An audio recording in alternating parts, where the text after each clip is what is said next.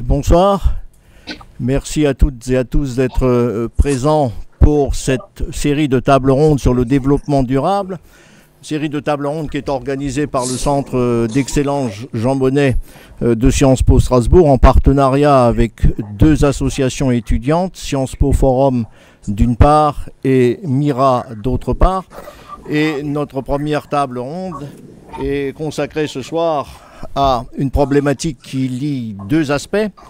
Le premier aspect, c'est la pénalisation environnementale et le second aspect, c'est cette notion d'écocide qui a fait florès ces derniers temps à travers la presse et un certain nombre d'autres interrogations posées par un certain nombre de courants militants et politiques. Et je suis très heureux d'accueillir pour discuter avec Alice Bourra-Luré, qui est à ma droite, et moi-même ce soir. Je suis très heureux d'accueillir d'une part Valérie Cabanes, qui est connue grâce à ses prises de position que l'on peut lire à travers un certain nombre de médias, qui est juriste international, qui milite à Stop Écocide et qui en même temps a écrit toute une série d'ouvrages sur ce nouveau droit pour la Terre, pour en finir avec l'écocide, pour ne citer qu'un titre. Heureux également d'avoir parmi nous Sarah Van Huxen, qui est enseignant-chercheur à l'université de Nice-Sophia Antipolis et qui a fait toute une série d'études sur les liens entre le droit de l'environnement émergent et notre tradition juridique. Elle aussi est l'auteur d'un certain nombre d'ouvrages comme celui sur, je cite, des choses de la nature et de leurs droits, qui a été publié il y a peu de temps. Et on est très heureux là aussi de vous avoir ce soir sur le plateau. Et enfin, je termine par vous parce que vous êtes un peu le local de l'étape, si je peux me permettre, mon collègue Jérémia Cometti, qui est le directeur de l'Institut d'ethnologie de l'Université de Strasbourg, qui s'intéresse lui au changement climatique et qui a aussi à son actif l'étude d'autres aires géographiques que l'ère européenne, puisque ses travaux le mènent sur ces thématiques à explorer ce qui se passe en Amérique latine. Et donc nous avons un panel interdisciplinaire, deux juristes, un ethnologue, et ça va nous permettre d'entrer dans la thématique de différentes manières.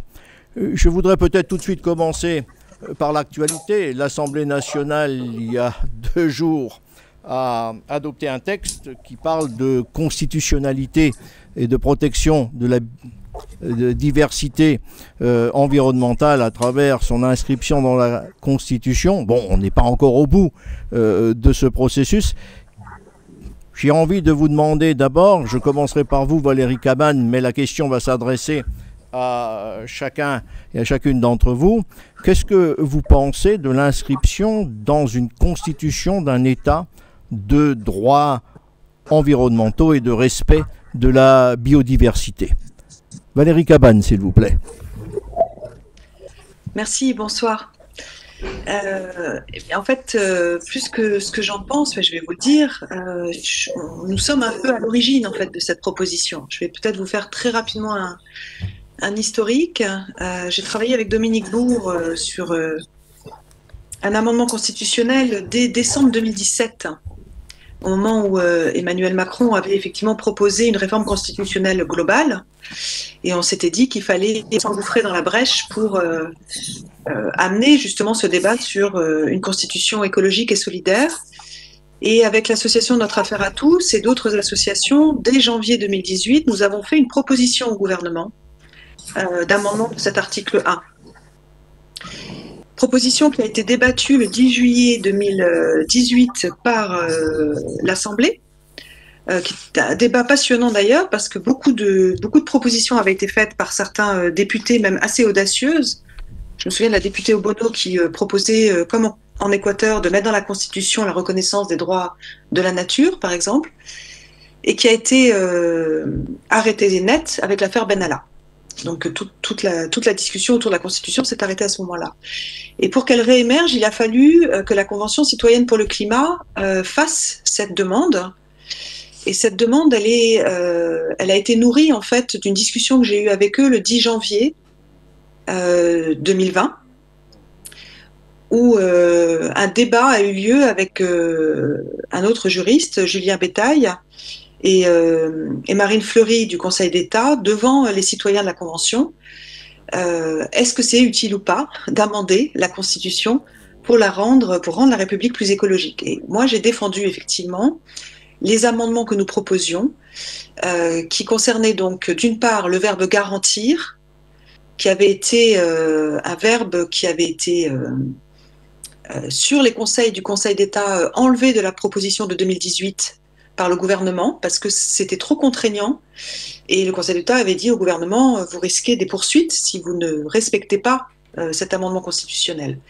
Les citoyens l'ont remis à l'ordre du jour, et il y a 2 jours, effectivement, le verbe garantir a été voté par l'Assemblée. Garantir quoi? Garantir la lutte contre le changement climatique. C'était extrêmement important parce que la Charte de l'environnement, qui a une valeur constitutionnelle, et c'est souvent ce qu'on nous dit, les constitutionnalistes nous disent, mais il n'y a pas besoin d'amender la Constitution française puisque la Charte de l'environnement a une valeur constitutionnelle. Par contre, la Charte de l'environnement ne parle pas de climat. Donc c'était pour nous très important que la lutte climatique soit inscrite. Et derrière ça, ça engage tous les gouvernements, quel que soit le bord du gouvernement, de la majorité, à non pas simplement poser des obligations et des... Je viens de finir une conférence en anglais, donc j'ai les mots qui s'embrouillent dans ma tête entre l'anglais et le français. Mais donc, non, mais on vous comprend bien. Ok. Donc, poser des objectifs de baisse d'émissions de gaz à effet de serre et de poser des obligations à travers, par exemple, l'accord de Paris, hein, il y a une grande différence entre ces objectifs et les actes réels. C'est d'ailleurs ce qu'a nourri notre plainte, l'affaire du siècle contre le gouvernement. Donc la lutte climatique, c'était extrêmement important pour obliger la République française et donc le gouvernement à agir. La biodiversité, c'était une manière de rappeler aussi l'alerte de l'IPBES et de dire nous sommes entrés dans une 6e extinction de masse. Il faut poser dans le marbre des valeurs de la France le fait de s'engager à lutter contre l'extinction des espèces. Ça, c'était pour moi important parce que la Charte de l'environnement est une charte qui est malgré tout très anthropocentrée et qui est caractérisée par ce qu'est le droit de l'environnement, c'est-à-dire une manière finalement de disséquer la nature je dirais en portions nécessitant des protections et donc de créer des lois qui sont des lois qui n'ont pas de vision systémique dans la protection de la nature. Mais ce que nous avions aussi demandé, c'était le respect des limites planétaires, issues donc de la théorie scientifique du Stockholm Resilience Center, qui pose le fait qu'aujourd'hui nous avons dépassé les grands équilibres écologiques de la planète, la grande majorité, 4 à l'échelle globale sur les 9 qu'ils ont déterminés, 6 en France. Et quand on dépasse ces équilibres écologiques, on bascule dans un état planétaire qui devient dangereux pour l'humanité, pour sa survie en tant qu'espèce. Et enfin, nous avions demandé à inscrire dans la Constitution le principe de non-régression. Pourquoi? Parce qu'on se rend compte que d'un gouvernement à l'autre, il y a des risques permanents de régression du droit environnemental. Voilà. Donc c'est pour moi effectivement quelque chose d'extrêmement fort, d'extrêmement important. Je suis heureuse que l'Assemblée ait au moins voté sur le verbe garantir, sur la lutte climatique et la protection de la biodiversité, même s'ils n'ont pas été retenus effectivement les limites planétaires, qui à mon sens nous auraient permis un vrai changement de paradigme, parce que ça nous aurait contraints en tant que société globale au respect de ces limites et donc à regarder chacune des activités industrielles et humaines à la lumière de ces limites planétaires. Je ne vais pas prendre trop de temps, mais je crois que, comme vous le dites, c'est encore un long processus, puisque les citoyens de la Convention climat, n'ayant pas tellement confiance dans le gouvernement, la preuve en est, les 149 propositions qu'ils ont faites ont été quand même fortement rabotées par le gouvernement. Les 2 mesures les plus fortes et qui auraient un impact, je dirais, systémique, qui étaient l'amendement constitutionnel et la reconnaissance du crime d'écocide. Ces deux mesures-là ont été demandées par la Convention citoyenne pour le climat à être passées à référendum. Le gouvernement a refusé pour l'écocide, sachant que c'était quand même la mesure qui a été votée à 99,3%. C'est une mesure où ils se sont tous mis d'accord et a accepté par contre cette idée de référendum pour l'amendement constitutionnel. Donc pour ça, il faut maintenant que ça aille d'abord au Sénat et ensuite, ce qui restera, je dirais, du filtre des sénateurs, parce qu'on risque d'avoir une bataille sur le verbe garantir, j'en suis presque sûre, on verra ce qui sera amené devant le peuple français.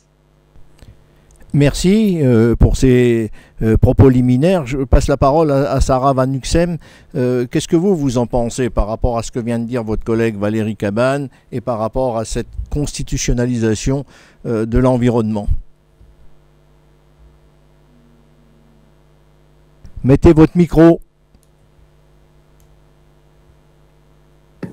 Toutes mes excuses. N'ayant pas participé comme Valérie Cabane à ce travail de réforme de la Constitution et n'étant ni constitutionnaliste ni pénaliste, je vais dire des choses toutes simples. Donc évidemment, je trouve que c'est une avancée d'inscrire dans la Constitution de 1958 un article premier qui énoncerait la France garantit pour l'heure, avant que le Sénat n'ait revu la copie. La France garantit la préservation de l'environnement et de la diversité biologique et lutte contre le changement climatique. Même si, comme Valérie Cabane vient de le dire, effectivement, on a une charte de l'environnement depuis 2005 qui participe du bloc de constitutionnalité et donc a déjà valeur constitutionnelle.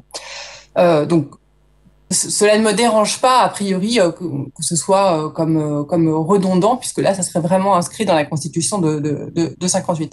Je m'interroge simplement, c'est pour ça que j'ai relu l'article premier, sur le changement de paradigme qui serait véritablement permis.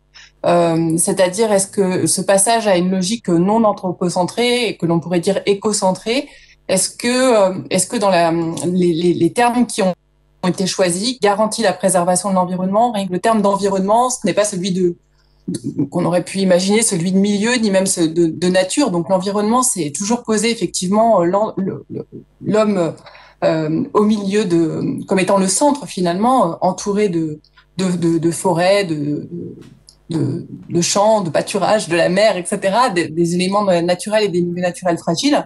On change pas de paradigme. Je pense que Cometi Jeremia pourra juste, j'imagine, abonder en ce sens, lui qui doit avoir justement une vision d'ailleurs. Et d'ailleurs, je pense au considérant 7 de la Charte de l'environnement de 2005, qui lui est peut-être davantage porteur que cet article premier d'un changement de paradigme, puisque on nous invite à prendre en considération non seulement les besoins des générations futures, mais aussi des autres peuples que le nôtre, que l'on pourrait dire aussi les peuples d'à côté. Et là, il y avait vraiment, à mon avis, dans ce considérant Z, peut-être quelque chose à tirer pour justement changer véritablement de philosophie du droit et justement peut-être ne plus parler de droit de l'environnement, mais droit de la nature ou droit des milieux. Après, évidemment, vous voyez les difficultés qui s'annoncent rien que pour accepter ce terme de garantir. Donc, le changement que j'appellerais, et je pense qu'il serait tout simplement inaudible auprès pour l'heure en tout cas, auprès des députés et plus encore auprès des sénateurs. Je passe peut-être la parole enfin c'est vous qui passez la parole évidemment, mais j'imagine mais que vous pouvez, si vous me simplifiez le travail, je prends dans ce toujours sens. et j'accepte. Mais justement, c'est intéressant, c'est d'avoir le regard d'un ethnologue. Sur ces questions. Oui. Et donc, Jérémia, je vous donne immédiatement la parole là-dessus. Merci. D'ailleurs, on regarde l'ethnologue, mais Sarah Van Nuxem connaît très bien aussi tous ces. J'ai eu le plaisir de l'écouter l'année passée, Lille avec la Saint-Martin et Ville Escola, donc elle connaît très bien aussi le regard qu'on a. Les ethnologues, nous, on utilise aussi ces travaux, notamment pour regarder de façon comparative aussi ce qui se passe en France au niveau constitutionnel, mais pas que, les droits et comment la nature et l'environnement est aussi ici ailleurs. Justement, moi, je ne vais pas trop peut-être prendre la parole, mais ceux qui s'intéressent justement dans le débat, c'est regarder, elle vient d'être citée par Valérie Cabane, le fait de, justement, qu'en Équateur et en Bolivie, on a donné des véritables droits à la nature qu'on le trouve dans la Constitution. Le problème, c'est qu'après, derrière ça, on n'a pas vraiment donné en fait les moyens d'exercer ces droits dans ces deux pays de l'Amérique latine. Je m'explique. Le bien vivre a été théorisé aussi par des leaders indigènes ou par des philosophes qui connaissaient bien en fait aussi la nature des droits et tous des concepts occidentaux. Et ils ont traduit déjà un concept de nature qui ne veut pas trop dire déjà chez les populations andines, voire aussi chez les populations de l'Amazonie. Là, ça sera intéressant de voir un nouveau cas d'étude que je suis en train de m'intéresser, j'irai plus dans les détails peut-être plus tard, en Patagonie chilienne, dans la lutte de certaines communautés pour faire sortir des industriels qui font de l'élevage intensif du saumon. Mais tout ça dans la lutte aussi de reconnaissance des droits autochtones d'un côté, mais des droits liés à la nature, si on le traduit dans un langage occidental, même si on peut revenir là-dessus aussi sur les limites de ces termes, de comment intégrer les milieux de vie, plutôt je pense à la mer pour certaines populations maritimes comme les Kawashka, les Yagan, les Selknam de la Patagonie, et comment en fait vont être intégrés au Chili, comme vous avez aussi vu tous dans les médias à partir d'il y a 2 ans. Il y a beaucoup de protestations contre Piñera et le président chilien. Et à partir d'octobre, avec un plébiscite, ça a été voté la constituante chilienne qui va regrouper les prochaines années, justement, comment on va réécrire la constitution, que je rappelle que c'était la constitution écrite en temps de dictature par Pinochet. Donc ça sera intéressant comme anthropologue, mais pas que, de voir aussi de façon comparative à comment, en fait, la nouvelle... si déjà ils vont intégrer des droits aux populations autochtones et aux droits des milieux de la nature, aux différents termes dans cette nouvelle constitution, en étudiant déjà le cas bolivien et le cas équatorien. Je dirais juste peut-être une chose pour revenir en Europe aussi. Je suis citoyen suisse, donc je m'intéresse aussi à comment ces questions sont traitées dans la Constitution suisse. Et comme vous savez, en Suisse, on a un droit d'initiative. Et le droit d'initiative est seulement pour justement des lois constitutionnelles. On ne peut pas proposer au niveau fédéral, au niveau cantonal, on peut, mais on ne peut pas au niveau fédéral proposer des lois ordinaires. Si on propose une loi, il faut faire des récoltes de signatures pour justement les inscrire dans la Constitution. Je n'ai jamais fait de campagne politique, mais pour la première fois, en novembre de l'année passée, je me suis justement battu pour une initiative qui était sur la responsabilité des multinationales suisses. J'en connais beaucoup, notamment dans le cas au Pérou, pour des questions de cuivre et d'or, d'exploitation, notamment Glencore, qui est la leader mondiale d'exploitation, notamment du cuivre dans ces régions, mais pas que. Il faut savoir aussi que je viens du Tessin, qui est le canton italophone, dans une petite région du sud, dans laquelle il y a 3 fonderies qui fondent chaque année, fusionnent le 70% de l'or mondial. Donc moi qui étais l'ethnologue qui allait au Pérou étudier des conflits miniers, ça ne rendait même pas compte que l'or finalement n'arrivait même pas en Europe, mais pas en Suisse, mais pas au Tessin, dans les villages où habite ma famille. Bon, ça peut sembler anecdotique, mais ça rend un peu compte de la responsabilité qu'ils ont en termes de droit de l'environnement. Et justement, la Constitution, alors le peuple a accepté 50,2% contre 49,8%, mais on n'a pas eu la majorité des cantons, et comme ils font doubler majorité constitutionnelle, la loi n'est pas entrée dans la Constitution, mais au moins ça met de la pression. Et alors là, ce sera le Parlement à rester vigilant que l'État a proposé un contre-projet, que les multinationales doivent être attentifs au respect des droits de l'homme et de l'environnement, mais à voir qu'est-ce qui va se passer dans le plan politique. Tout ça pour dire que ici ou ailleurs, il y a beaucoup de choses qui sont en train de se jouer au niveau politique et notamment au niveau constitutionnel. Et comme les juristes et les anthropologues, c'est vraiment intéressant de voir comment les pays sont en train de mener ce type de changements constitutionnels en intégrant ce type de droits qui ne sont pas encore présents dans les constitutions, dans la majorité des constitutions. Voilà, je pense m'arrêter là pour la première. Merci beaucoup pour votre réponse. La question, j'aimerais rebondir sur les peuples autochtones dont vous avez commencé à parler et savoir quel constat on peut dresser aujourd'hui en fait de la situation de ces peuples dans les différents régimes du monde et surtout si la détresse de ces populations ne s'associe-t-elle pas davantage à une violation des droits de l'homme que ceux de la nature. Si Madame Cabane ou... À qui vous c'est plutôt à Madame Van Uxem, si celle-ci veut bien commencer à répondre.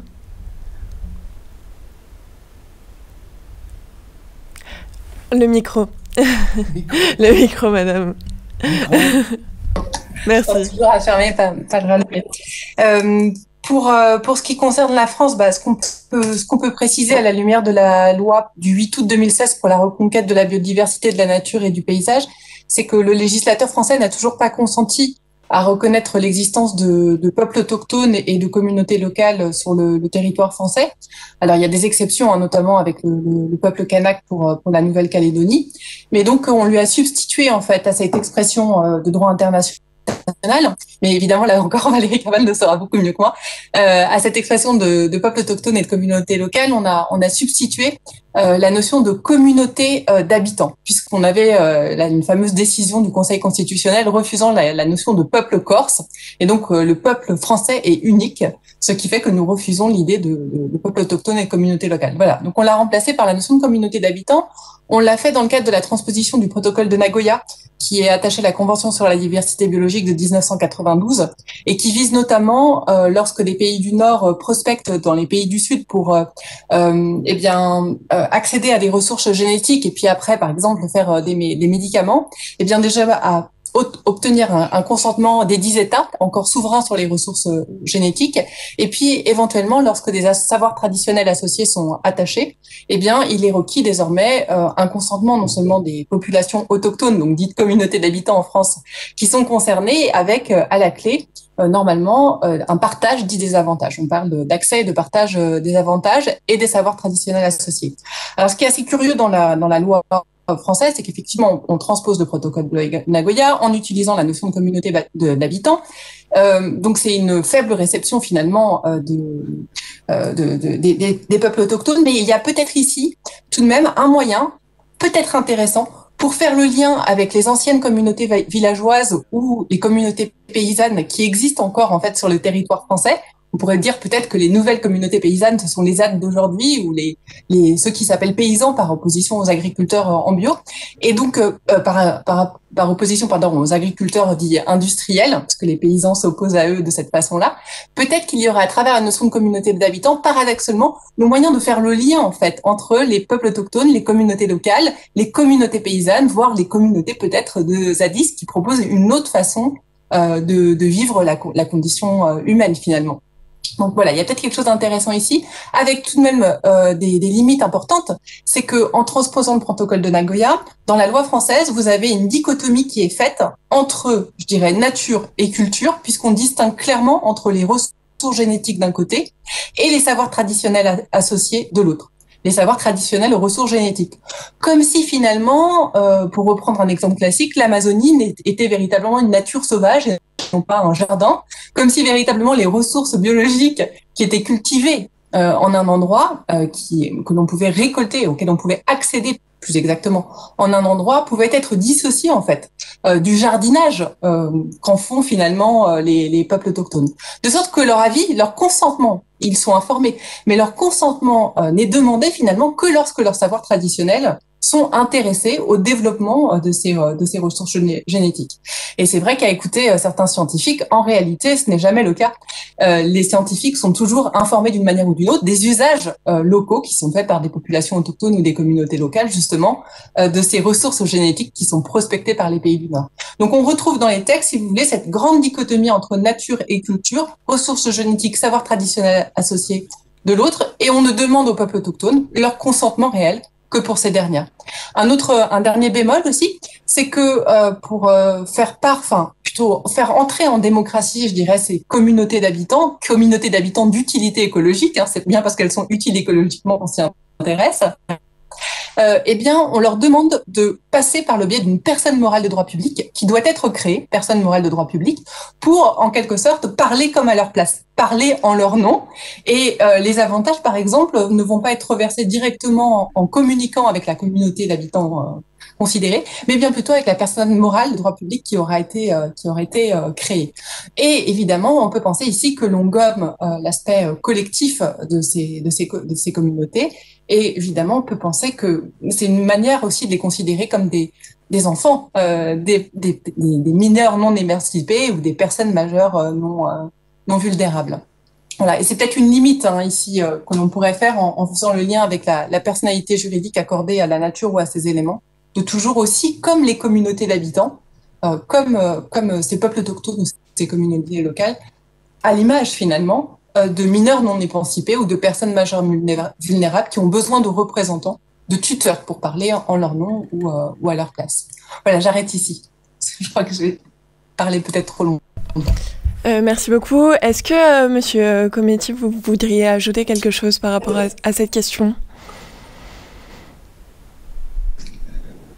J'aurais peut-être juste fait le lien avec ce qui a été dit tout à l'heure à propos justement en rebondissant par rapport à Cometti Jeremia qui parlait des droits de la nature donc, en Équateur et en Bolivie, en Équateur via la Constitution. Et j'aurais bien aimé, simplement pour justement, puisque la table ronde dialoguait, demander justement ce qu'il pense de la... Alors là, on est en droit civil, de la reconnaissance, évidemment Valérie Caban aussi, de la reconnaissance à l'article 1246 du Code civil de la possibilité de réparer le préjudice écologique pur.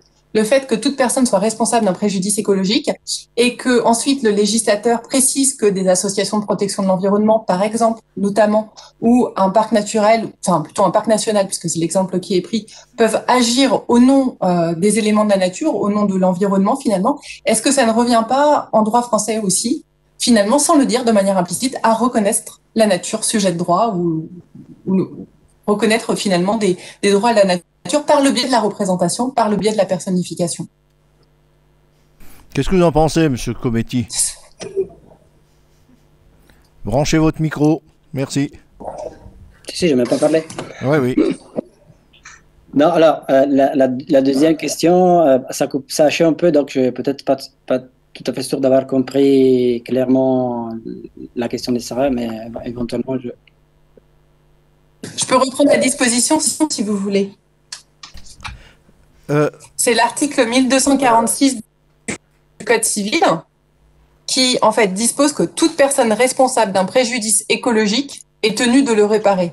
Et donc, finalement, en France, on nous permet désormais, par exemple, si vous êtes adhérent à une association de protection de l'environnement ou membre d'un parc national, par ce biais-là, vous allez pouvoir agir en justice pour défendre les droits, finalement, de l'environnement qui aura subi un dommage. Et donc, ce que je me demande, moi, c'est est-ce qu'il y a vraiment une différence, en fait, dans la technique juridique, dans le procédé qui est utilisé pour, en Équateur ou en Bolivie, défendre finalement les droits de la nature? Est-ce que nous faisons ici? Nous ne disons pas la nature est sujet de droit, mais par le biais de l'article 1246 du Code civil, il me semble que c'est vraiment la même technique.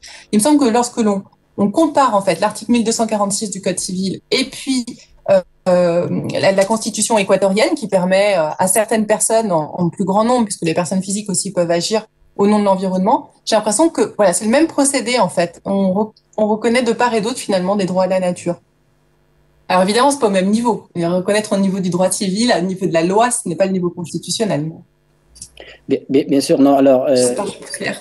Non, là est tout à fait clair. Alors, le parallèle est tout à fait, ça va dans cette direction.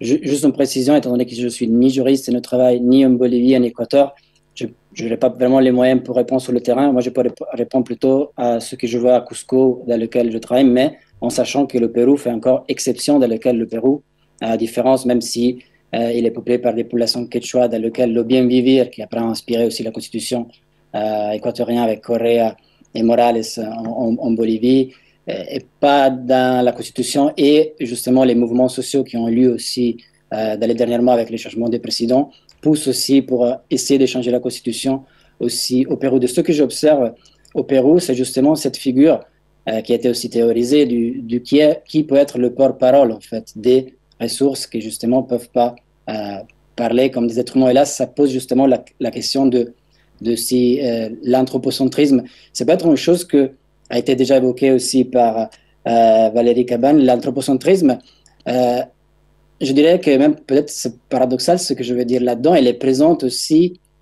chez les populations autochtones. Autrement dit, ce qu'on met en question, notamment les travaux d'Escalade, Latour et tous les anthropologues qui sont intéressés à la question justement d'aller au-delà de cette dichotomie nature-culture qui fonde aussi le droit occidental, mais pas que les institutions occidentales, c'est-à-dire que chez des populations autochtones, notamment en Amérique du Sud, mais pas seulement, la dichotomie très claire entre la nature et la culture n'existe pas et pensée en termes de continuité.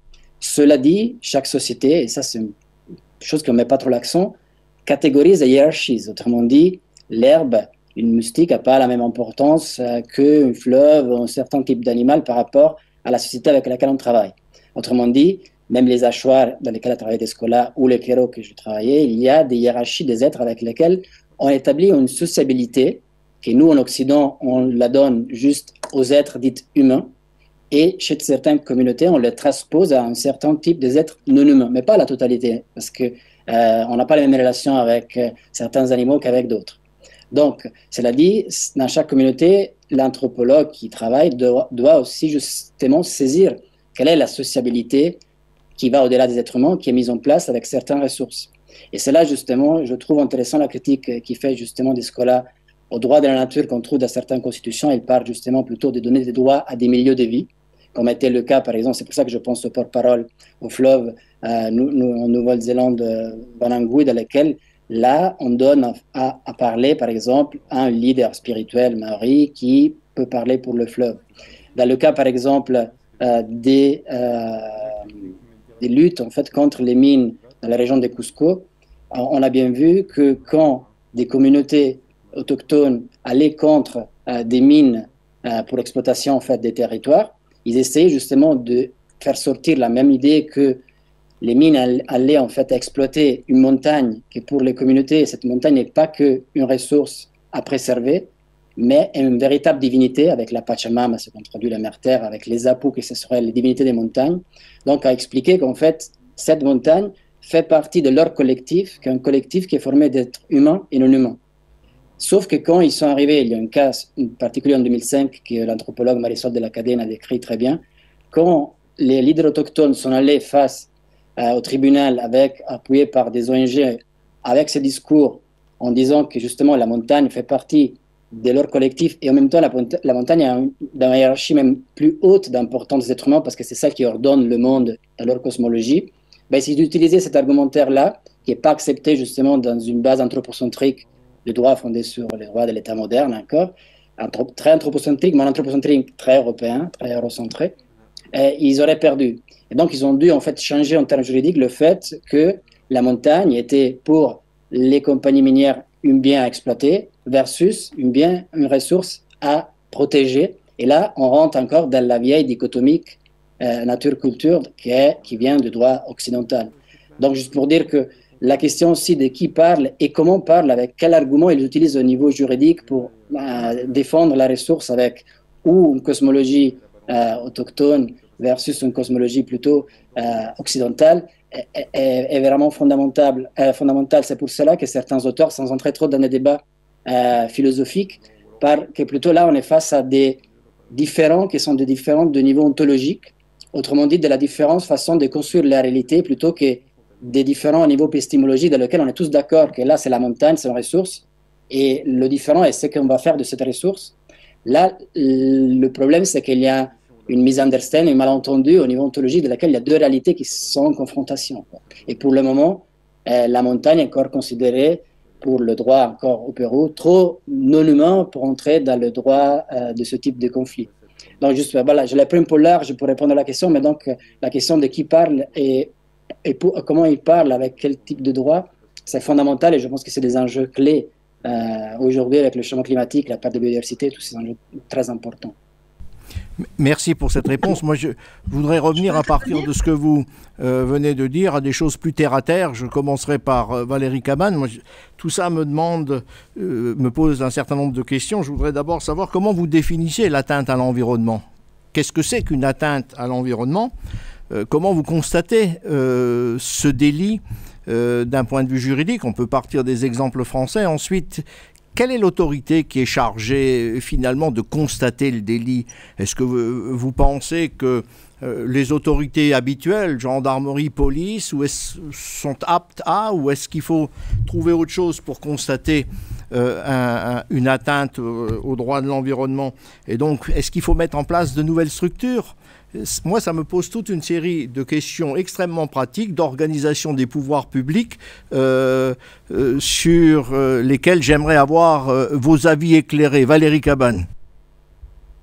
Oui, alors permettez-moi quand même de rebondir en même temps sur la discussion, parce que là, vous avez invité trois invités qui en fait s'intéressent au même sujet, qui ont un parcours... voilà, moi j'ai entamé une thèse d'anthropologie juridique sur cette notion justement de lien des populations autochtones à leur territoire, leur identité. Et je suis membre du comité exécutif de l'Alliance mondiale des droits de la nature, donc on est sur des sujets et des lieux. J'étais tout à l'heure en réunion avec l'Équateur, la Colombie, et voilà. Donc je me permets simplement de répondre à la question de Sarah, parce qu'elle a posé une question tout à fait pertinente, et il y a une réponse, il y a une différence absolument fondamentale. Le préjudice écologique, la différence n'est pas dans l'outil, la différence est dans l'objectif à atteindre. Le préjudice écologique pur est effectivement un pas vers une vision écocentrée, un pas rarissime en Europe.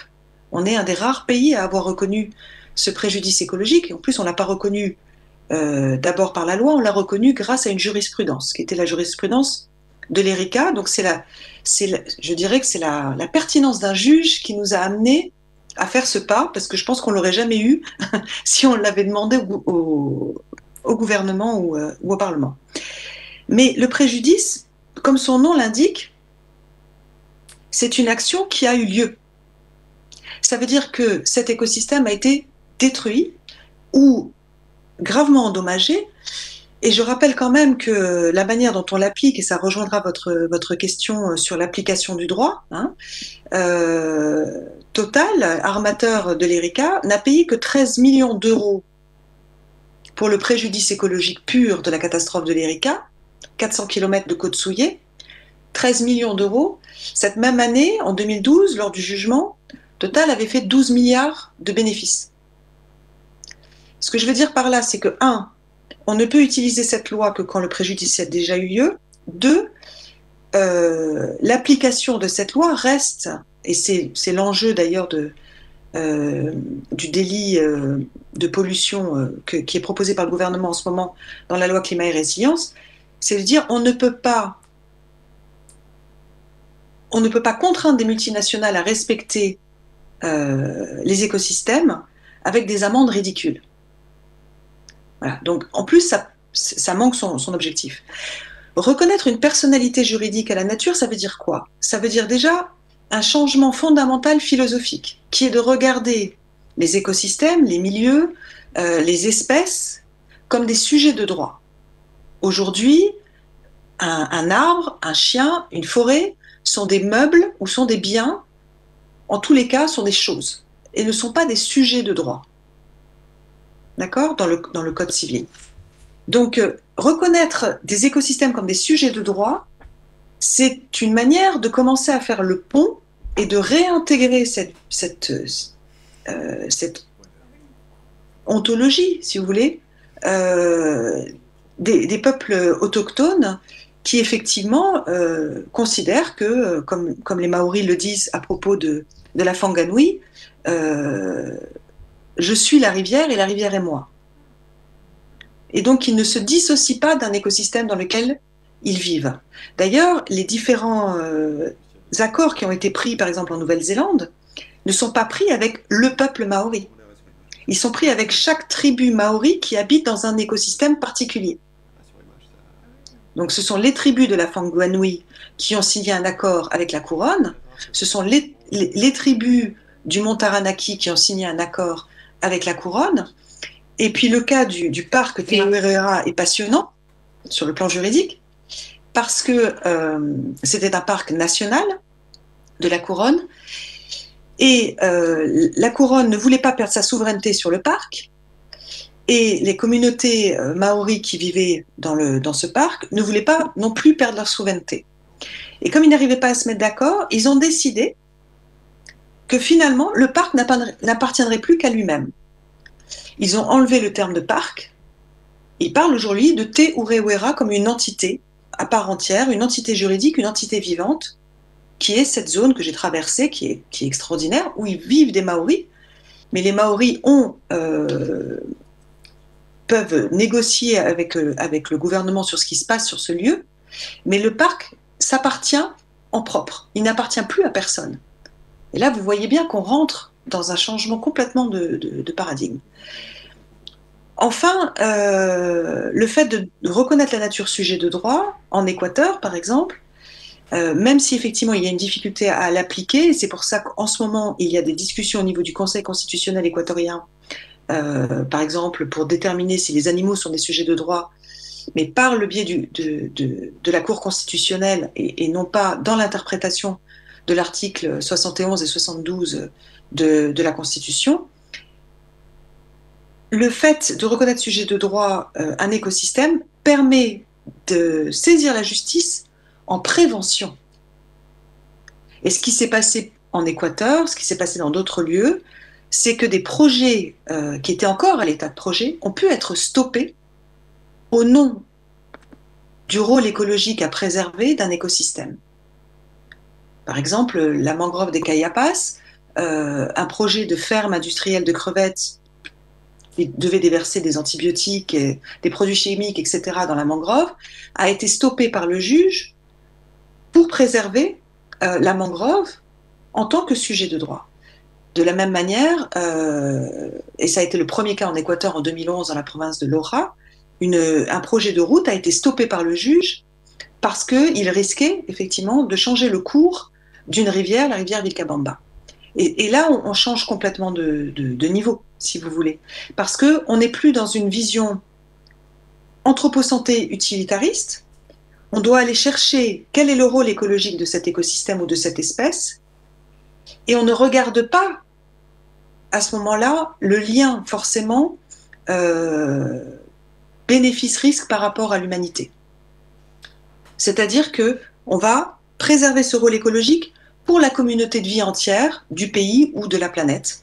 Et on ne va pas aller chercher est-ce qu'il y a un intérêt pour l'humanité ou est-ce que le bénéfice, par exemple économique, est plus intéressant que le risque encouru par la dégradation de l'environnement. Mais c'est vrai, je suis d'accord Sarah, c'est vrai qu'en France, on est un peu en avance par rapport à d'autres pays européens.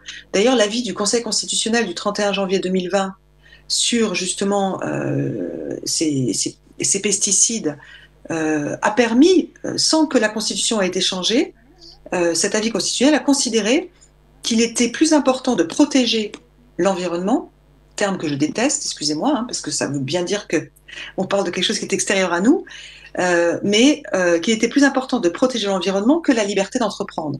Et ça a ébranlé le secteur économique, vous imaginez bien, puisque la liberté d'entreprendre et la propriété privée sont des sacro-saints principes de notre droit et sont constamment opposables justement à la protection de la nature.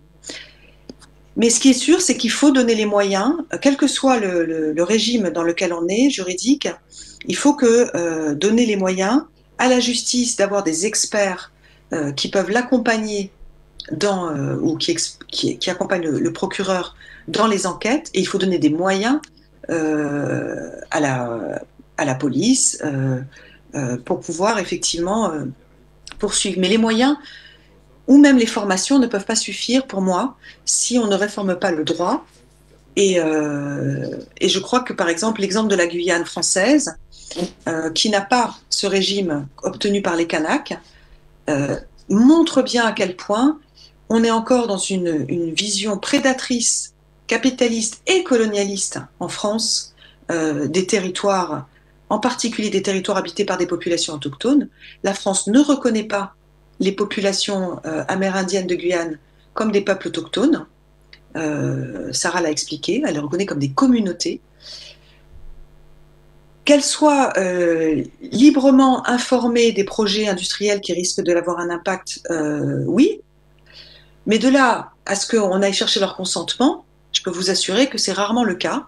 Et j'ai beaucoup travaillé sur beaucoup de grands projets industriels qui ont impacté, par exemple, des populations dans le nord du Québec où j'ai mené ma thèse, Innu, ou les populations Kayapo et autres en Amazonie ou dans le Mato Grosso. Je peux vous assurer que les populations, on ne leur demande pas leur consentement, on manipule les informations.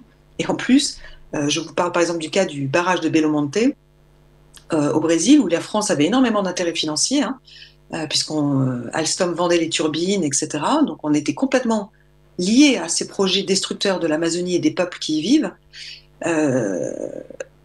L'étude d'impact environnemental et social qui a été présentée aux populations autochtones locales et aux populations qui risquaient d'être bougées par ce barrage faisait 50 000 pages, n'avait pas été traduite dans les langues locales, et ils avaient 3 jours pour le lire, sachant que pour certaines populations, il fallait plusieurs jours de pirogue et de bus pour pouvoir atteindre Juste pour vous montrer qu'il y a une très grande hypocrisie, et que la France a peut-être signé la Déclaration des droits des peuples autochtones de 2007, mais elle n'a jamais considéré qu'elle était soumise à cette déclaration parce que, à cause de cette République une et indivisible, elle considère que des peuples autochtones, on n'en a pas.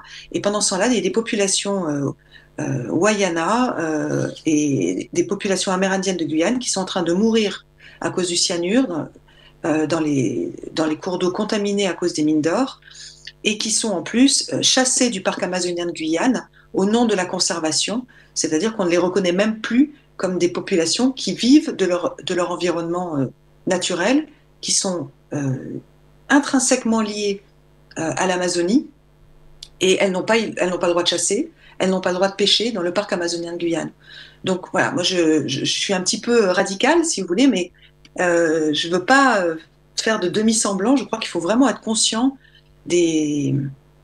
même s'il y a des avancées en France, des grands écueils encore de notre droit, et dans la formation des juges, et dans les moyens que l'on met pour restreindre les atteintes à la nature, dans les peines qui sont appliquées pour qu'elles soient effectivement dissuasives, et au-delà, dans la relation même que l'on a avec les écosystèmes dans lesquels on vit, que l'on ne reconnaît pas comme étant intrinsèquement liés à nous-mêmes, dont la santé en tout cas est intrinsèquement liée à la nôtre. Voilà. Excusez-moi, c'était un petit peu long. Non, mais en plus c'est passionnant. Mais en fait, si j'ai bien compris aussi, juste une petite incise. Oui. Certaines entreprises avaient tendance aussi à vouloir négocier quand elles étaient pollueurs, c'est pas sous forme d'arbitrage. Enfin, je caricature à peine. C'est-à-dire, je suis pollueur, je trouve avec l'autorité judiciaire, ces fameuses conventions judiciaires d'intérêt public, une espèce de deal, et puis ensuite je paye et je suis en quelque sorte blanchi, pour faire bref.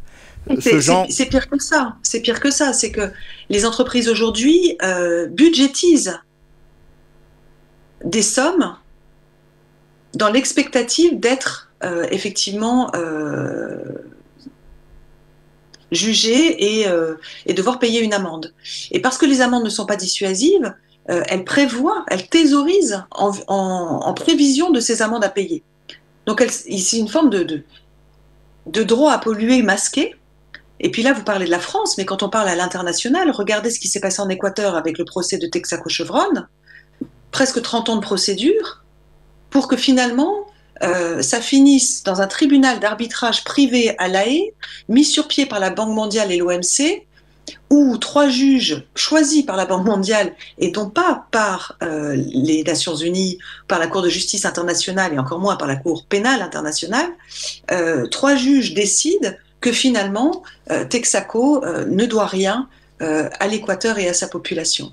Voilà, donc on n'a vraiment pas le temps de développer ce sujet, mais si vous voulez, c'est un scandale. C'est-à-dire que le droit commercial aujourd'hui s'est construit parallèlement au droit international des États, au droit des peuples, parallèlement au droit de l'environnement, et il y a une impunité dans laquelle se trouvent les plus grandes multinationales du monde qui devient insupportable, et c'est pour ça qu'il y a un traité contraignant les multinationales au respect des droits humains et de l'environnement qui est en négociation depuis peut-être maintenant 6 ans à l'ONU, mais qui continue à être détricoté à chaque round de négociation. C'est pour ça que Liane Aguila a voulu aussi proposer un pacte mondial de l'environnement, et c'est pour ça que je plaide, moi, pour la reconnaissance d'un crime d'écocide à la Cour pénale internationale qui puisse aussi juger des dirigeants économiques, parce que cet état d'impunité, avec la complicité de beaucoup d'États, nous met en péril, en tout cas l'écosystème planétaire, et donc nous met nous-mêmes en péril à court terme, pardon. Et justement, à propos de cette notion d'écocide, comment en fait la définir d'un point de vue juridique? Comment définir les dommages très graves qu'on entend derrière? Alors rapidement, parce que je ne veux pas prendre la parole pour tout le monde, les négociations sur le crime d'écocide, elles sont très anciennes, elles ont eu lieu, elles ont commencé à être abordées même pendant l'écriture de la Convention sur le génocide. Il y a eu des discussions sur la définition pendant une décennie, pendant l'écriture du statut de la Cour pénale internationale, le projet de code de la Cour, avant qu'elle soit officiellement créée en 98 par la ratification du statut et en 2002 en fonctionnement. Et les propositions qui avaient été faites par les différents juristes, en général, s'appuyaient sur le droit humanitaire, c'est-à-dire soit les conventions de Genève, pour déterminer quelle était la sévérité, la gravité, la durée, ou la convention ENMOD sur l'usage des armes chimiques. On n'a pas tout à fait les mêmes critères selon les conventions. Ça peut être 10 ans pour l'une, une génération ou 30 ans pour l'autre. Voilà, donc il n'y a pas de consensus sur ces critères de gravité, de sévérité. Il y a un débat qui anime donc la communauté juridique depuis longtemps. Moi, j'ai mon opinion là-dessus et je la développe dans un nouveau droit pour la Terre. Je pense qu'il faut garder surtout le caractère de la gravité. Et pour déterminer cette gravité, je propose un nouvel outil qui est justement cet outil des limites planétaires, qui nous permet juste de savoir à quel moment on bascule dans un état planétaire dangereux et donc à quel moment on porte atteinte à la sûreté de la planète.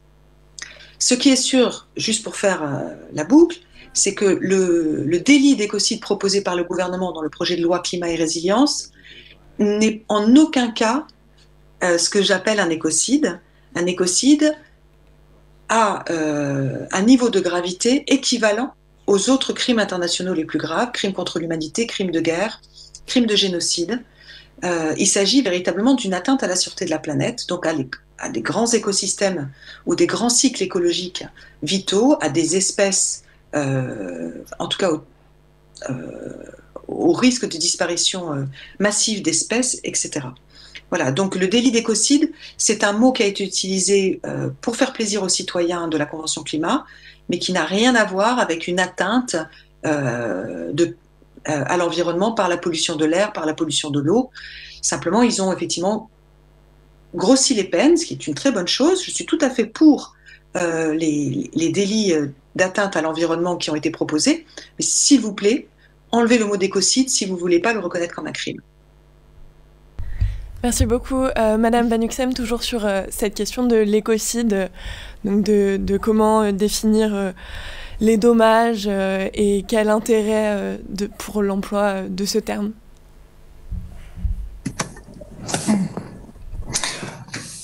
Alors, il s'agit de droit pénal. Je n'ai absolument pas travaillé sur la question. Donc, ce que je vais faire, c'est que je vais basculer simplement en droit civil et en même temps répondre à la question qui a été posée antérieurement de savoir comment faire concrètement, à quoi ça correspond en pratique, avec juste un exemple, parce que je crois qu'on n'a plus beaucoup de temps, un exemple du tribunal judiciaire de Marseille, qui a été rendu il y a plus d'un an et demi, quelque chose comme ça, à propos de la réparation du préjudice écologique. Donc là, on n'est pas en droit pénal, il ne s'agit pas de crime, mais il s'agit bien d'atteinte à des éléments de l'environnement.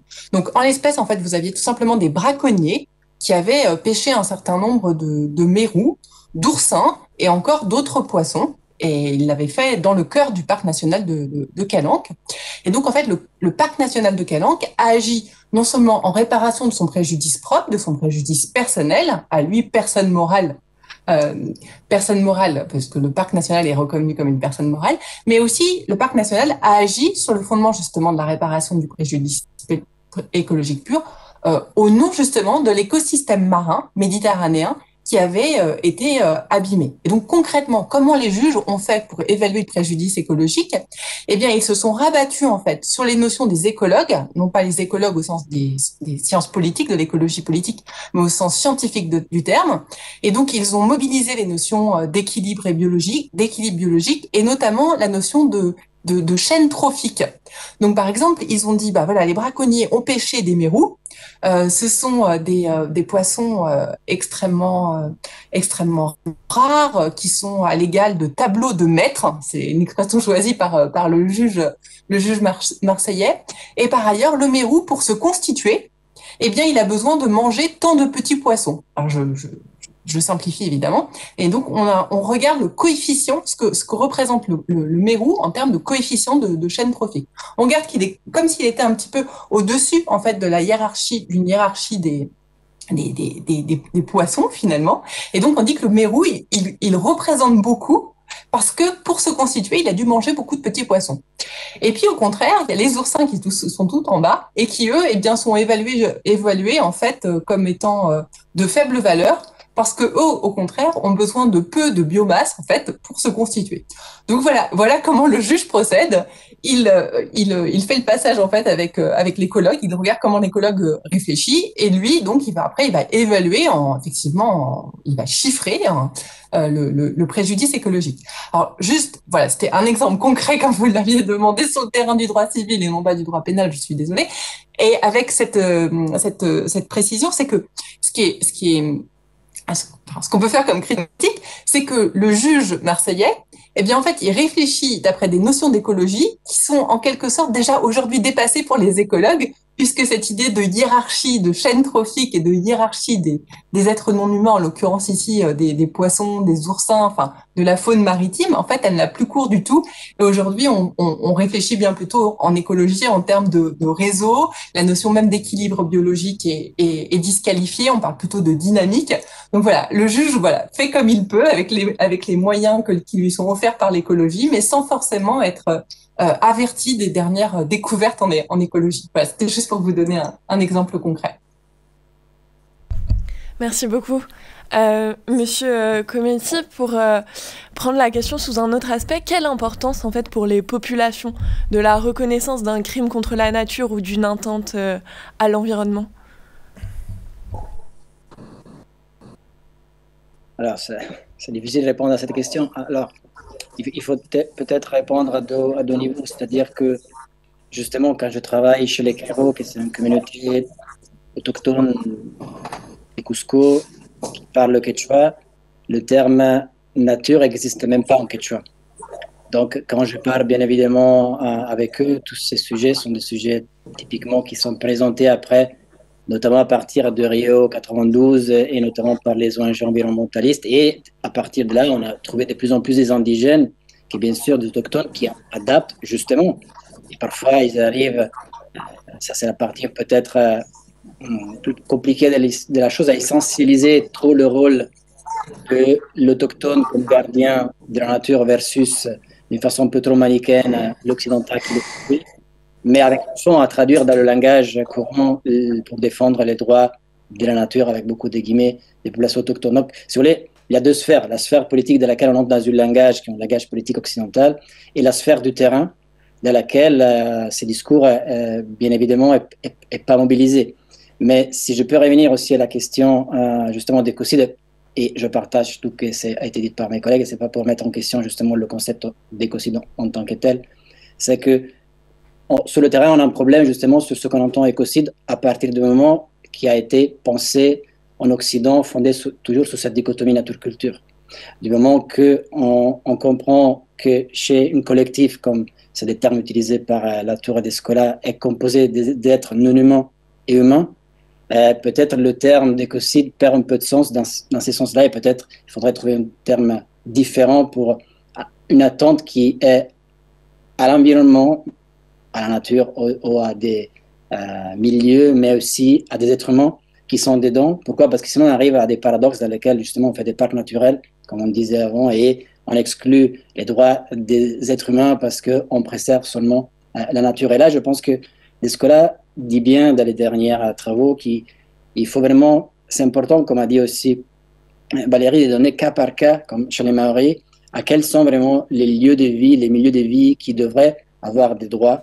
Et les êtres humains, justement, auront des droits subordonnés à ce type de droits de vie. Et pas donner, par exemple, comme je disais avant, l'importance de la classification, de la hiérarchisation est très important parce qu'en Occident, on a tendance donner des droits. Si je ne me trompe pas, il y a peut-être le droit, je me trompe là, peut-être Valérie, mais en Suisse, par exemple, le chien et une chat étaient considérés comme des choses jusqu'à il y a 15-20 ans. C'était en fait Dig Marty, une sénateur tessinois qui avait fait changer les règles aussi. Donc, les animaux les plus anthropomorphes, on va dire, en sens qui sont plus proches de nous, comme des chiens, des chats, ils ont considéré à titre plus comme des choses, comme une chaise. Et je pense que si en France, l'année passée, il y a 2 ans, échanger quelque chose dans ce sens, peut-être je me trompe.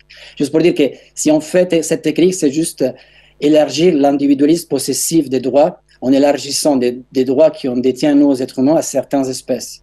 Tandis que si on prend, comme disent là, un milieu de vie spécifique et les êtres humains, ils ont des droits subordonnés, ça change quand même la donne au niveau ontologique et philosophique, comme disait avant Valérie. Et c'est vraiment là, à mon avis, le grand enjeu à jouer dans les prochaines années dans ce sens. Peut-être je me trompe. Vous savez que la Constitution suisse reconnaît la dignité de la plante. C'est quelque chose d'absolument extraordinaire. Oui, vous pouvez cueillir une salade, mais vous ne pouvez pas shooter dedans comme si c'était un ballon de foot. Donc, oui. Ça dépend sur quel sujet. Autant, effectivement, l'animal est reconnu comme un être sentient en France, et c'est une avancée, mais c'est individualisé. C'est un droit qui est individualisé, qui n'est pas lié à une espèce. Mais écocide veut dire tuer la maison, tuer l'habitat. Et je trouve que, pour moi, le terme me parle parce que ça veut dire, effectivement, tuer son milieu de vie à l'échelle planétaire, mais la Terre est notre maison. Hein, voilà. Et quand je dis notre maison à nous, humains, non humains, mais pas que. Notre maison aux rivières, notre maison aux roches. Et je voulais juste rajouter une chose intéressante et importante, et je crois que le cas colombien est passionnant d'ailleurs, le cas de l'Atrato, c'est le fait que le juge de la Cour constitutionnelle a reconnu la personnalité juridique du fleuve Atrato, mais l'a associé à des droits bioculturels. C'est une des rares fois dans l'histoire du droit qu'on entend ce terme, des populations qui y vivent. Populations autochtones et populations afrodescendantes, qui se considèrent aussi comme autochtones, hein, parce qu'elles sont quand même là depuis 400 ou 500 ans. Mais c'est juste pour montrer que le juge a vraiment adopté une vision globale d'un milieu en disant « je donne une personnalité juridique à l'Atrato et les gardiens de l'Atrato obtiennent de ce fait des droits bioculturels sur ce fleuve ». Et ça, je trouve que c'est très intéressant et très juste. Et dernière chose que je voulais dire, c'est que vous avez tout à fait raison, parce que justement la dichotomie nature-homme ou nature-culture n'existe pas, et que le mot même nature n'existe pas dans la plupart des langues autochtones, on dit souvent les droits de la nature, c'est une pensée qui vient des peuples autochtones. J'entends souvent ça autour de moi, et c'est pas vrai. C'est pas vrai, même en Équateur, société multiethnique, personne ne le sait, mais en fait il y a des Américains qui étaient derrière pour commencer à conseiller la société civile pour écrire cette constitution en 2008. Hein, il y avait le CELDF en particulier en Pennsylvanie. En revanche, il y a aujourd'hui, je crois, 5 ou 6 nations aux États-Unis, indiennes, qui ont décidé sur le tard, après qu'une trentaine de villes américaines ont reconnu les droits de la nature dans leur législation locale, qui ont décidé sur le tard d'écrire des constitutions qui reconnaissent les droits de la nature ou qui reconnaissent la personnalité juridique, par exemple de la rivière Klamath, de la rivière Snake, du riz sauvage dans le Minnesota, en tout cas de donner une personnalité juridique à des éléments de la nature. Et ils l'expliquent très bien, ils disent on est obligé, même si on est des nations souveraines, on est obligé de dresser un pont avec l'Occident et le droit occidental. Et la reconnaissance de la nature nous permet de dresser ce pont entre notre vision du monde et votre vision du monde. Et on est obligé de se défendre avec les outils qu'on nous propose. Et quand il y a des projets de fracturation hydraulique ou de pipeline sur les territoires des nations indiennes, ils adoptent les droits de la nature pour pouvoir justement s'opposer à ces projets. Voilà. Et pour faire la boucle avec la première chose que Sarah a dite à propos du fait que si on se reconnaissait nous-mêmes comme des paysans, comme des autochtones d'un territoire. Elle n'a pas employé ce terme, mais moi je le dis souvent. Hein, redevenons des autochtones. Alors peut-être qu'on arriverait à comprendre justement ce lien entre nos droits et les droits de l'écosystème dans lequel on vit. On redeviendrait des vrais gardiens de ces écosystèmes et on exprimerait de ce fait des droits bioculturels. Et c'est là où nous pourrions faire le lien et le pont avec la pensée autochtone et retrouver une autre manière en tout cas une vie en harmonie avec la nature, ce que l'on a complètement perdu. Faut rappeler quand même que 80% de la biodiversité sur Terre aujourd'hui est dans les 20% habités par des peuples autochtones, ce qui veut très clairement dire que la manière d'interagir avec leur milieu des populations autochtones est bien plus protectrice des conditions de la vie sur Terre que la manière qu'ont les Occidentaux aujourd'hui de regarder la Terre comme un puits infini de ressources. Voilà. Merci. Dans ce cas-là, en rebondissant sur ce que vous venez de dire, finalement, est-ce que dans la lutte contre le réchauffement climatique, les initiatives citoyennes au sein des sociétés ne seraient pas plus importantes que des procès dans des cours de justice ? À qui vous posez la question, à moi ? Oui, je vous laisse rebondir. Aux puis trois. après, oui, voilà, aux trois qui veut répondre en premier, mais si vous voulez, pas de souci. Non, mais il faut les deux. Prenons l'exemple de la France ou des Pays-Bas. Demain, il y a une marche climat de la jeunesse, de Fridays for Future. Le 28 mars en France, il y a une marche qui regroupe aujourd'hui 200 organisations. Mais vous voyez bien que ces marches mettent la pression sur les gouvernements, mais ne les font pas bouger. Et c'est pourquoi on a lancé l'affaire du siècle, il y a 2 ans, ce procès contre l'État français, qui vient d'être gagné. Et ce qui est intéressant dans cette plainte contre l'État qui est portée par des ONG, c'est qu'elle a été aussi accompagnée par les citoyens. Puisqu'on a demandé aux citoyens qui ne pouvaient pas être dans l'action on ne pouvait pas faire d'action de groupe. On peut en faire aux États-Unis, on ne peut pas en France, sur le climat. On a demandé aux citoyens de nous soutenir par une sorte de pétition. Et on a eu 1 million de signatures en 3 jours, 2 millions de signatures en 1 mois. Historique dans l'histoire de la France. Et ça a une influence même sur la justice. Et ça a une influence sur le gouvernement, puisque la Convention citoyenne pour le climat a été mise sur pied par Emmanuel Macron en réponse à la crise des Gilets jaunes et de l'affaire du siècle. Et si je regarde les Pays-Bas, le temps de la procédure de la plainte climatique, portée par des 886 citoyens et la Fondation Urgenda, le temps de la procédure, c'est-à-dire avant même le jugement, l'État a augmenté ses objectifs de baisse d'émissions de gaz à effet de serre sous la pression citoyenne, mais aussi et surtout sous la pression de la plainte qui visait l'État. Voilà. Donc il faut les deux. Il faut, je dirais, quelque part acculer l'État face à ses obligations et ses manquements, mais il faut que les citoyens se bougent parce que même au niveau de l'Assemblée, les lois, moi la plupart des parlementaires avec qui je discute me disent toujours on agit quand on sent qu'il y a une volonté citoyenne derrière qui est très forte. Voilà, donc il faut les deux, pour moi.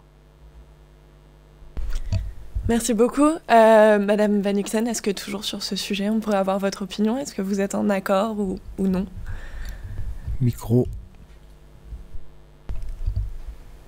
Le micro, on vous Le micro. Oui, bien sûr, nous sommes, me semble-t-il, en accord. Je dirais plutôt que ce sont des compléments qu'on apporte l'une l'autre et aussi une manière d'agir qui n'est pas la même, puisqu'il y a une manière plus réformatrice, il me semble, hein, de proposition de réforme du droit positif, donc du droit qui est en vigueur notamment en France, du côté, il me semble-t-il, de Valérie Cabane, et moi j'aurais plutôt tendance à faire un autre travail, mais qui me semble complémentaire, de relecture et de réinterprétation des textes qui sont déjà existants, mais avec finalement les mêmes visées. Alors pour la question que vous avez posée, est-ce que les citoyens sont plus utiles finalement par leur pétition que les juges? J'aurais la même réponse. Évidemment, c'est complémentaire. Avec cette précision, par exemple pour l'affaire Erika, où il a été mentionné que finalement c'était le législateur n'avait fait que confirmer la jurisprudence Erika. Et il faut savoir que d'après le professeur de droit Gilles Martin, en fait, on a eu 200 décisions auparavant de juges du fond, donc à l'époque c'était les tribunaux de grande instance, qui ont rendu des décisions acceptant de réparer le préjudice écologique pur sur le fondement des articles qui existaient alors et qui étaient simplement de réparation du dommage que l'on cause lorsqu'on agit avec, par exemple, simple négligence. Donc, des mécanismes importés du droit de la responsabilité civile classique permettant de réparer le préjudice écologique pur. Donc, les deux sont complémentaires. Aujourd'hui, et justement, je complète aussi quelque chose qui a été dit tout à l'heure, évidemment que la réparation du préjudice écologique pur ne permet a priori que de réparer des dommages qui ont été d'ores et déjà causés et non pas d'agir en prévention. Mais là aussi, imaginez bien, les avocats, les juges vont pouvoir combiner évidemment un principe de prévention qui existe non seulement au niveau législatif et au niveau constitutionnel avec la réparation du préjudice écologique pur pour effectivement vous obliger éventuellement à réparer une obligation de prévention de dommages que vous n'auriez pas bien respecté. On peut articuler, on peut combiner évidemment les articles de loi et viser dans des décisions des articles qui méritent d'être interprétés ensemble pour produire évidemment du sens nouveau. Donc voilà, pour moi effectivement il y a beaucoup déjà à faire avec le droit existant au niveau évidemment jurisprudentiel et bien sûr après que les réformes législatives qui sont proposées sont à mon sens tout à fait bénéfique, bien sûr. Sinon sur l'article, pour rebondir sur ce qui a été dit tout à l'heure, pour les animaux en France, effectivement, c'est l'article 515-14, si je ne me trompe pas, du Code civil, mais en tout cas qui nous dit, peut-être que je me trompe sur le chiffre, que les animaux sont des êtres vivants doués de sensibilité. Les animaux sont des êtres vivants de sensibilité. Et après, vous avez un second alinéa, évidemment, qui vous dit que sous réserve des dispositions qui les protègent, alors ils sont soumis au régime des biens, ce qui fait dire à certains juristes, évidemment, que ce sont toujours finalement des biens et donc pour certains des choses. Ce que je voudrais juste souligner, c'est que si véritablement les animaux sont des êtres vivants doués de sensibilité et que par ailleurs on prend au sérieux les avancées scientifiques relatives à l'intelligence végétale, on pourrait dire finalement que, eh bien, si les végétaux sont aussi des êtres vivants doués de sensibilité, ce sont aussi au sens juridique du terme, eh bien finalement des animaux. Enfin, il y a matière finalement à jouer avec le droit existant, avec les dispositions existantes pour reconnaître aussi, je rebondis sur ce que disait Valérie Cabane tout à l'heure, peut-être pas une dignité, mais en tout cas des droits aux végétaux en tant qu'ils sont des êtres vivants, eux aussi doués de sensibilité. Voilà, donc juste pour vous dire qu'on peut jouer au niveau du droit existant et puis aussi évidemment proposer des réformes de plus grande ampleur comme Valérie Cabane y travaille évidemment. Merci beaucoup. Bien, monsieur Cometti, je retourne sur la même question. Finalement, est-ce que vous aussi, vous pensez la nécessaire intersection entre droit et initiative de la société Non, et ça, je rejoins mes collègues. Je n'ai rien d'intelligent à dire plus de ce qui était déjà dit, donc je préfère taire. Moi, pour clôturer un peu la discussion, parce qu'il va falloir achever, j'ai deux réflexions que je mets sur la table. Ça pose la question, tout ce que vous nous racontez, de la pertinence encore ou plus de la frontière. Parce que les écosystèmes, ça dépasse les frontières étatiques. Et donc, votre inscription juridique de ces droits, où les faire? Et donc, posons la question d'abord de la pertinence de la frontière. Ça a son intérêt ici, là où je me trouve, le Rhin et le milieu rhénan. Et les nombreuses frontières qui finalement l'empêchent quasiment d'être un écosystème. Vous avez 36 législations, enfin pas 36, il y en a 7 législations nationales différentes pour des mêmes problématiques. Donc c'est une première interrogation que je voulais formuler. Et la deuxième, et ce sera le tour de table final, c'est les savoirs. C'est-à-dire, en fait, pour aborder la question de la défense de l'environnement, de quel savoir a-t-on besoin et est-ce que les systèmes de formation transmettent ces savoirs et finalement est-ce que les peuples autochtones dans la transmission du savoir pour la protection du milieu ne sont peut-être pas mieux armés au niveau de la pédagogie que des civilisations occidentales qui ont un foisonnement d'outils à leur disposition. Voilà. Alors, qui veut se lancer comme, j'allais dire, round final dans une réponse à mes 2 interrogations? On inverse, on commence une fois par Monsieur Cometti et puis on finira par nos deux collègues. Jérémy. Alors, vous avez posé 2 questions qui mériteraient seule, je pense, 1 heure de débat, mais j'essaie d'être... On peut faire bref. Non, alors la question des frontières, c'est finalement celle qui m'a aussi intéressé. Autrement dit, même le droit, après mes collègues peuvent me corriger, mais dans les années 60, les droits de l'environnement naît justement pour des problèmes oui, c'est ce que j'allais dire. les plus acides entre la Suède et l'Allemagne, si je ne me trompe pas, le Canada et donc la frontière est clé aussi dans l'ouverture en fait de la conférence aussi de Stockholm à l'époque ou de la biosphère en 68 et tout ce qui a enclenché après toutes les conférences jusqu'à. Mais justement, c'est aussi ça, peut-être anecdotique, c'est justement pour une question des frontières que je me suis intéressé à l'environnement avant. Je me suis intéressé à l'environnement avant que l'anthropologie. Autrement dit, pour toute la question j'étais à Genève à l'époque en 2005-2006 et toute la question des ONG commençait à parler des réfugiés de l'environnement. Et donc, j'ai fait un stage justement à l'autre commissariat des réfugiés qui justement tenait à dire non, écoutez, selon la Convention de Genève 51 et le protocole de 67, ces personnes-là ne sont pas considérées justement des réfugiés parce qu'ils n'ont pas le statut de la Convention de Genève qui a été créée dans une période très particulière de l'histoire. Et donc, toutes ces personnes-là qui doivent migrer encore aujourd'hui, de plus en plus de gens vont migrer à cause de l'élévation du niveau de la mer, etc. Mais Guterres, qu'à l'époque était justement le président ou le directeur de l'autre commissariat des réfugiés, mettait déjà l'attention là-dessus, mais en disant si on ouvre en fait les négociations sur la Convention de Genève ou donner des droits aussi à des migrants écologiques, environnementaux, ça risque de renégocier aussi des droits qu'on a obtenus pendant les années 50. Donc, vous voyez, la frontière en termes aujourd'hui de déplacement et pourquoi on se déplace aussi avec des questions écologiques et climatiques, c'est au centre, comme c'est au centre justement cette frontière ontologique à laquelle je m'intéresse. Donc, vous voyez, là, on peut avoir des pistes, et je m'arrête là parce que les frontières, c'est vraiment un enjeu clé à différents niveaux, à différentes dimensions. Sur le soir, après, j'aimerais brièvement. Je pense qu'on n'est pas là, même nous, anthropologues, à dire que la société dite animiste, totémiste, etc., sont mieux que la nôtre. Par contre, on est là à dire, eux, ils ont une autre façon de voir la nature. Et je pense que les autres façons ne sont pas transposables d'une façon dans le temps et dans l'espace. Par contre, ici, on peut s'inspirer aussi d'une forme diachronique, autrement dit, de ce qu'on faisait déjà dans le passé ici, et dans une forme synchrone de qu'est-ce qu'ils font les autres, pour repenser nos relations à la nature. Là, je suis en Alsace, donc je m'intéresse aussi à l'agriculture biodynamique. Pourquoi de plus en plus de gens reprennent Steiner pour produire, pas que biologique, mais avec les cycles lunaires, etc.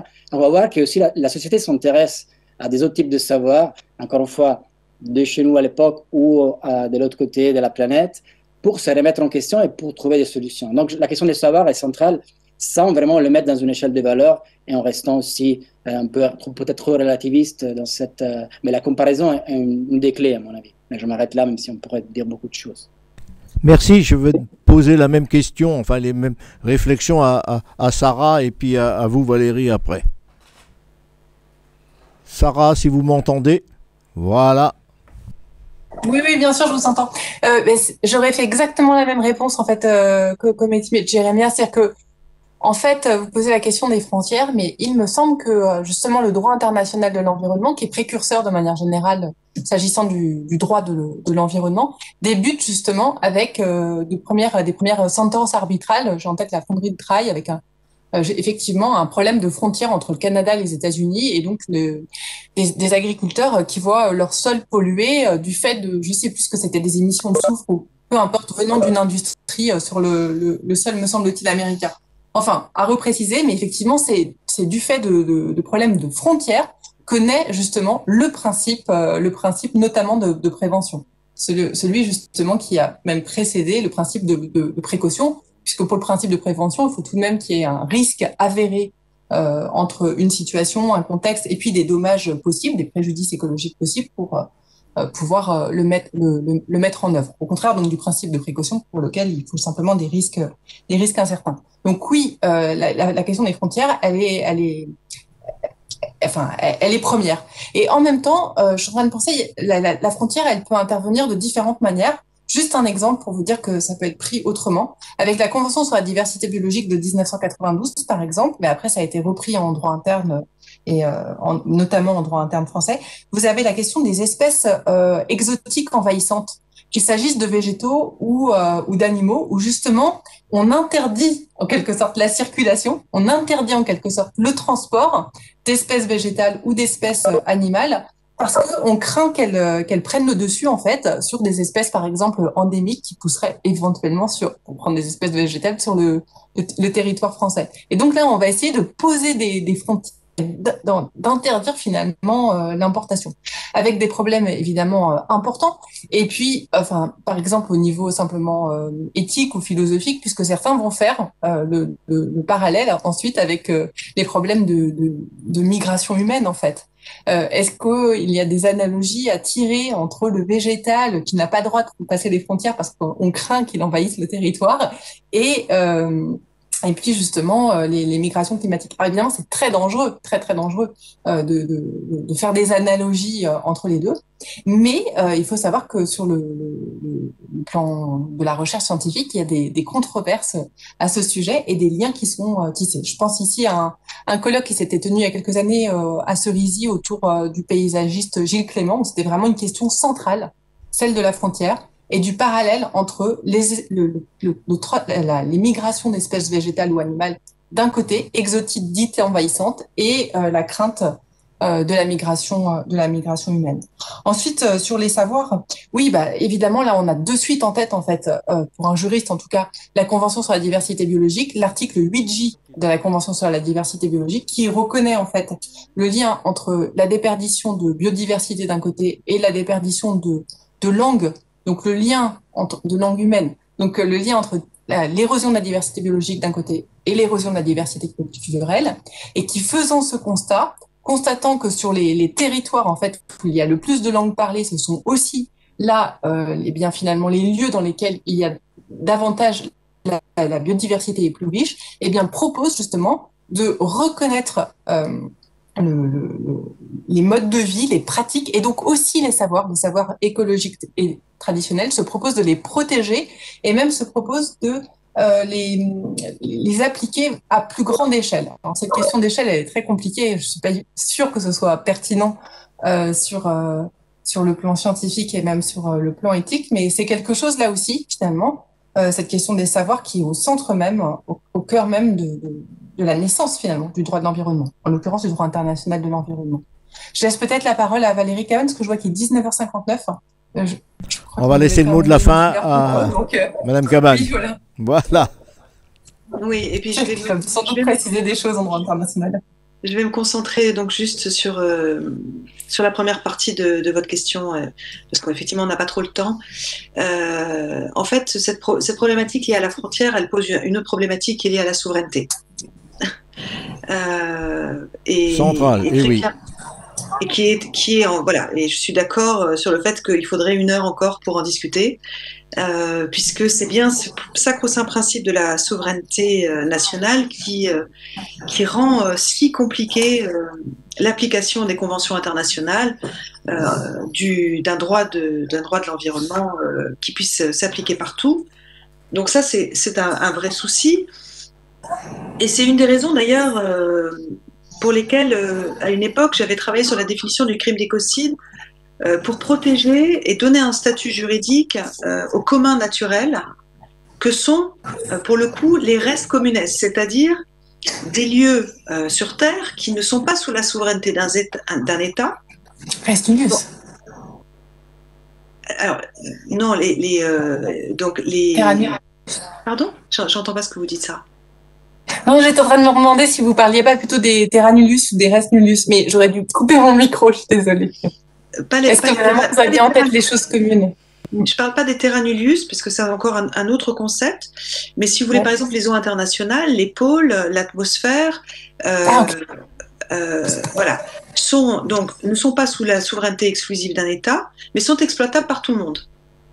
Si l'on donnait un statut juridique en propre à tous ces communs, et que l'on étend ce statut juridique aux grandes forêts primaires, à la ceinture forestière, par exemple, de l'Équateur, aux fleuves transfrontaliers, aux espèces migratrices, aux nappes phréatiques, aux cycles biogéochimiques, tout ce qui crée effectivement, qui participe de la dynamique des écosystèmes planétaires, alors on serait en capacité d'avoir, à mon sens, une protection de l'écosystème planétaire qui devienne à peu près efficace. Alors il y a des pistes, bon, il y a le traité sur l'Antarctique, il y a, on le connaît peu, mais il y a un traité qui a été signé entre 5 pays d'Europe du Nord qui permet, par exemple, s'il y a un accident nucléaire, disons en Norvège, que la Suède puisse porter plainte et demander réparation à la Norvège. Parce qu'on sait très bien que le nuage radioactif va circuler à travers les frontières. Ça semble étonner personne, mais on ne peut pas porter plainte contre l'accident de Tchernobyl en tant que Français. On ne peut pas porter plainte aujourd'hui contre l'accident de Fukushima, qui est une erreur humaine, qui n'est même pas une erreur, qui est une négligence. Hein, le patron de TEPCO a délibérément décidé de construire un mur autour du réacteur plus bas que ce qui était préconisé par les ingénieurs pour protéger le réacteur, pour pouvoir faire des économies d'échelle, des économies financières. Donc ces cas-là qui ont une incidence sur tout l'écosystème terrestre et qui dépassent les frontières, qui devraient aussi pouvoir lever le principe de la souveraineté. Et là, ça mérite qu'on revienne pendant 1h30, mais on est au cœur, vraiment au cœur du problème. Vous le voyez bien avec l'accord climatique, le retrait des États-Unis, le retour des États-Unis, le pacte mondial pour l'environnement, avec les États-Unis et la Russie qui ont fait capoter les négociations dès la première fois, et toujours au nom des intérêts nationaux, de la souveraineté nationale. Voilà, donc quand on regarde la Terre de l'espace, on ne voit pas de frontières, et la Terre appartient à tous ses habitants, humains et non humains. Et la problématique des réfugiés ou des déplacés climatiques et environnementaux est là aussi la vraie problématique de demain. Merci beaucoup à toutes et à tous pour cette intervention et ces interventions qui ont été très stimulantes tout au long de la soirée, puisque vous nous invitez à redébattre de souveraineté et de frontières en matière climatique. C'est jamais tombé dans l'oreille d'un sourd. Moi, mes thèmes de travaux sont plutôt économiques, donc la frontière aussi, ça me parle. Mais merci à toutes et à tous. Je vais très rapidement clore la soirée parce qu'il y a un autre débat qui va suivre. On est en débat permanent. Tout ça, pour les différents intervenants, est enregistré et on vous enverra le lien sur lequel vous pouvez télécharger toute cette manifestation de ce soir d'ici quelques jours. Pour l'instant, les services techniques vont un peu lisser tout ça pour que les aspérités disparaissent. Et d'ici quelques jours, on reviendra vers vous avec l'enregistrement de ce débat. Merci encore, bonne soirée et prenez bien soin de vous. Merci. Au revoir. Merci pour l'invitation. Au revoir.